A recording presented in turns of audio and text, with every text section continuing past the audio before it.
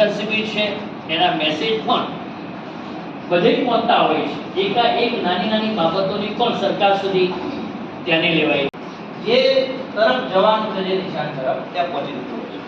એટલે આપણા વિષયની ભરતી શા માટે કાયમી નહીં, ભરતી તો થાય છે અંશકાલે, એટલે ભરતી થતી નથી એવું નથી કહેતો, પણ શા માટે કાયમી ભરતી નહીં અને આપણી વિષયની સાથે સાથે આપણે સાક્ષરી જે વિષયો છે, જે સાક્ષરતાના વિષયો કહી શકાય, જે ગણિત, ગુજરાતી હોય, પર્યાવરણ હોય, અંગ્રેજી હોય, આ બધા વિષયો આપણી માર્કશીટમાં છે, એ પણ આ બધા અધિકારીઓએ ફોકસ કર્યું છે। આપણામાં એવું તાકાત છે અને એ તાકાતથી આપણે લડવાનું, આપણી લડતને નીચે મૂકવાની નથી, આપણે 100% આગળ વધવાનું છે અને આ વિષયને પાછી ભરતી લાઈને જ જંપવાનું છે। નિરાશ થવાની જરૂરિયાત નથી। ભય મર્યાદાની પણ સાહેબ જોડે વાત થઈ, એમાં પણ આપણને છૂટછાટ આપવા શક્ય બને બધી શાળાઓમાં।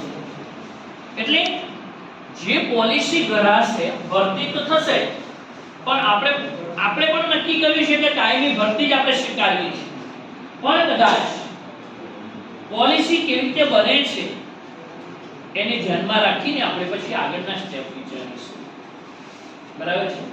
આજે બંને શિક્ષણ મંત્રીને અમે 5-6 વાગ્યા સુધીમાં પણ 10-15 મિનિટ ચર્ચા થાય વાત આવે છે ત્યાં પ્રશ્ન આવીને ઉભો છે કે મહેકમમાં આ વિષયોને કેવી રીતે ગણતરી કરવી, પણ સરકાર અને અધિકારીઓ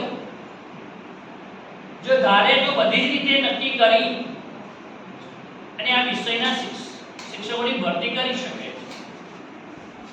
એમને આપણે ઘણા બધા 2-4 મુદ્દાઓ એમને સમજાવ્યા છે કે આમ નહીં તો આમ, આમ નહીં તો આમ, એવા કારણો આપી પણ એમને સમજાવેલા છે।